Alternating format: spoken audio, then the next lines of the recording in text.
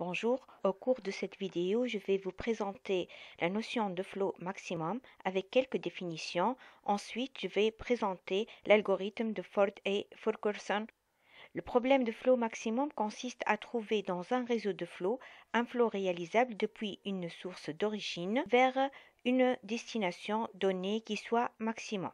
Ce problème peut correspondre à un problème d'acheminement de tonnage disponible sur des camions, sur des bateaux, à des canalisations, etc. vers une destination. Commençons tout d'abord par définir ce que veut dire réseau de transport.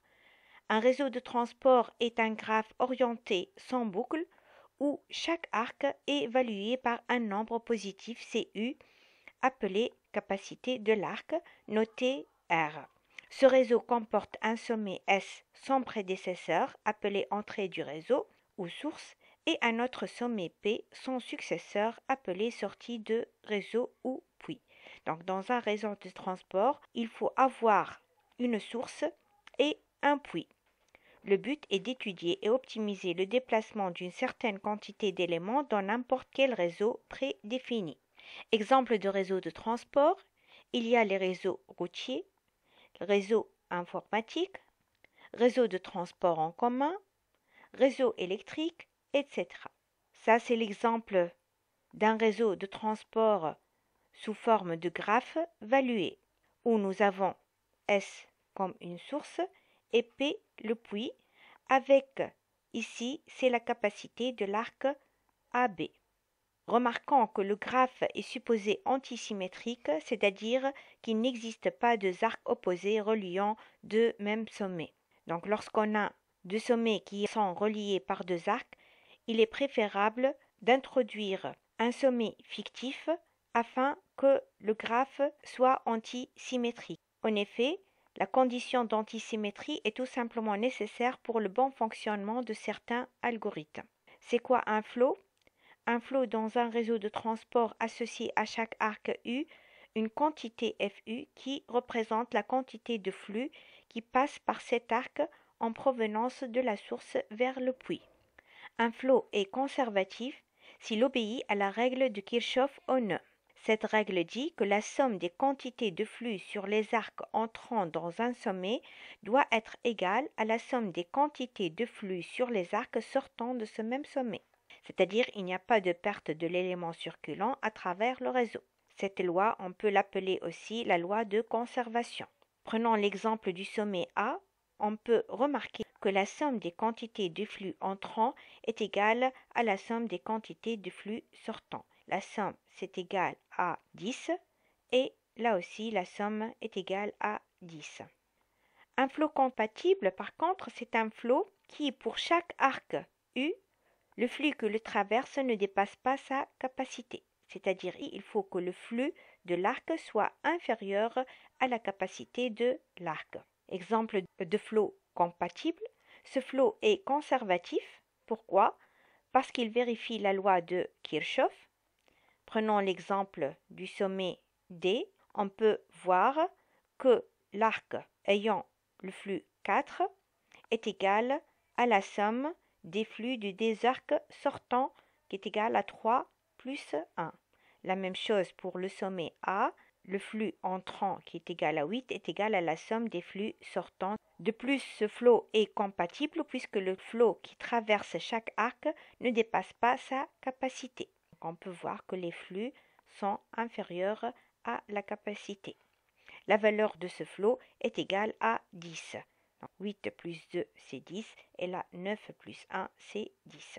Un flot complet, c'est un flot s'il est compatible et si pour tout chemin allant de la source S au puits, il y a au moins un arc saturé. Un arc saturé, c'est un arc dont le flux est égal à la capacité. Nous avons l'arc AB qui est un arc saturé. Pourquoi? Parce que le flux et la capacité sont égales à 12. Prenons l'exemple de ce flot complet. On remarque que n'importe quel chemin choisi de S vers P comporte au moins un arc saturé. Par exemple, le chemin suivant, SABP, c'est un chemin qui comporte un arc saturé.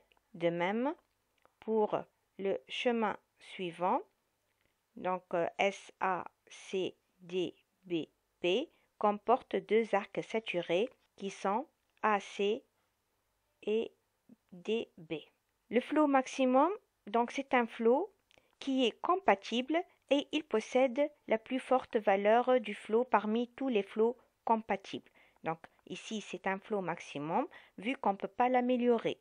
On peut voir que si je prends la somme 16 plus 7 égale à 23, la même chose, on peut remarquer qu'on ne peut pas l'améliorer vu que nous avons ici des arcs qui sont saturés.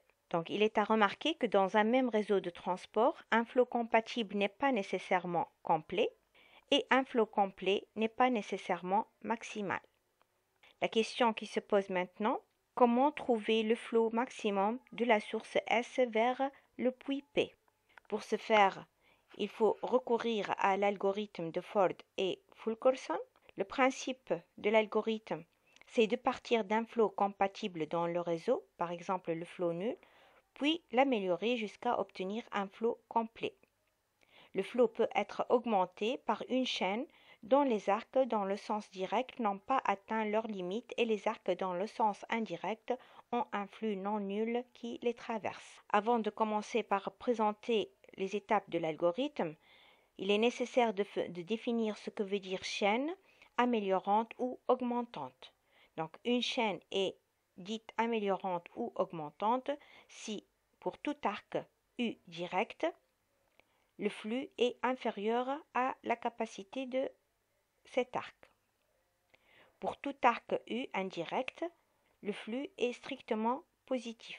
Le flot sur cette chaîne peut être amélioré de la valeur suivante, epsilon, qui est égal au minimum de l'écart entre la capacité et le flux, tel que l'arc appartient au chemin direct et le flux tel que l'arc appartient au chemin indirect. L'amélioration se fait en ajoutant epsilon au flot des arcs directs de CH+, et en retranchant epsilon des arcs indirects. Exemple de chaîne reliant le sommet S à P d'un réseau de transport dont le flot peut être amélioré. Nous avons un réseau de transport de S vers P.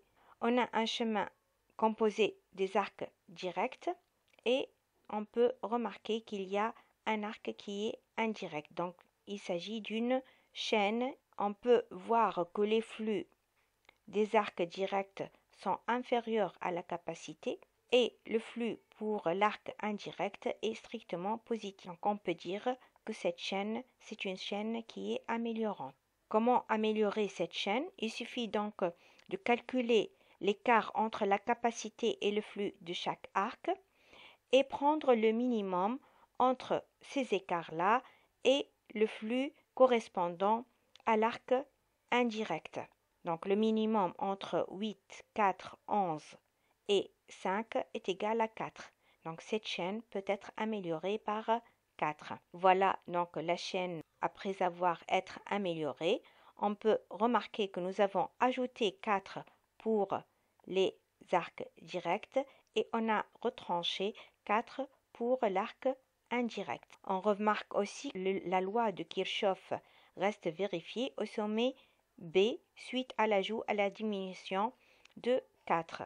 Effectivement, le poids de B est égal à 6 plus 1 qui est égal à 7, qui est le même que 2 plus 5 qui est égal à 7 avant de faire l'amélioration. Passons maintenant aux étapes de l'algorithme de Ford et Fulkerson. Tout d'abord, on commence par l'initialisation.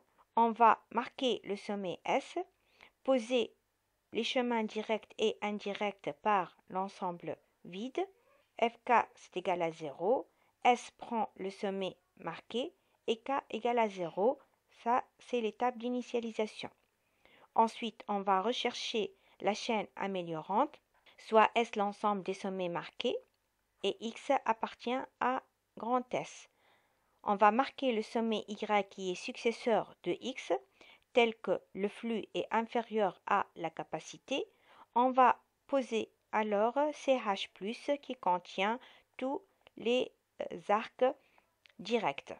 S va prendre alors S union le sommet Y. La même chose, on va marquer le sommet Y prédécesseur de X, tel que le flux est strictement positif, posez CH- l'ensemble des arcs indirects de la chaîne. S égale à S union le sommet Y. Quand le marquage n'est plus possible, deux cas peuvent se présenter. P est marqué, donc aller à l'étape 2. Si P n'est pas marqué, terminé, le flot est alors maximum.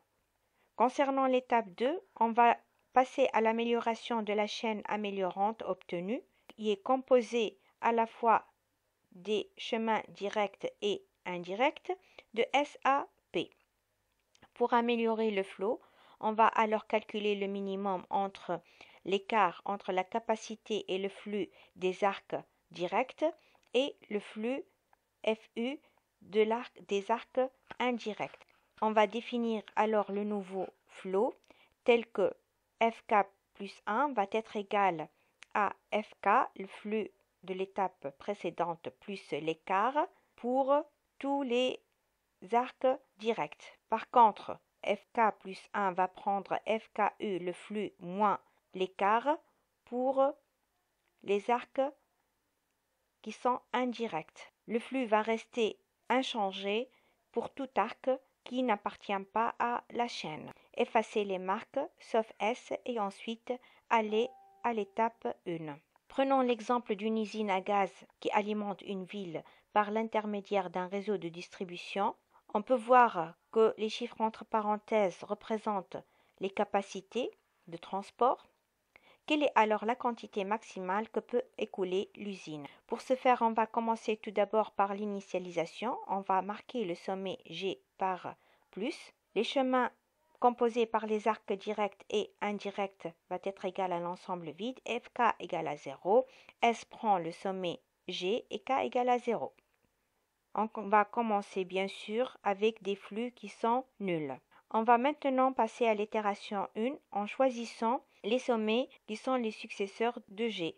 On choisit par exemple le sommet A, B et V afin de composer le chemin ou bien la chaîne G, A, B, V. On va alors poser CH+ par GA, AB, BV, c'est-à-dire par les arcs directs. Par contre, on n'a pas d'arc indirect, donc CH- va rester égal à l'ensemble vide. F1 va prendre 1 puisqu'on a un nouveau flot. S va prendre G, A, B et V et K égale à 1. On va améliorer alors cette chaîne améliorante en prenant le minimum des écarts entre les capacités et le flux des arcs directs. Ici, on n'a pas d'arc indirect. Donc, on va prendre le minimum entre 4, 3 et 7. On va retrouver que le minimum est égal à 3. Donc, on va améliorer cette chaîne par 3. Voilà, les flux ont augmenté par 3. On a obtenu alors un arc qui est saturé suite à cette amélioration. Passons maintenant à l'étape 2. La même chose, on va choisir une autre chaîne améliorante.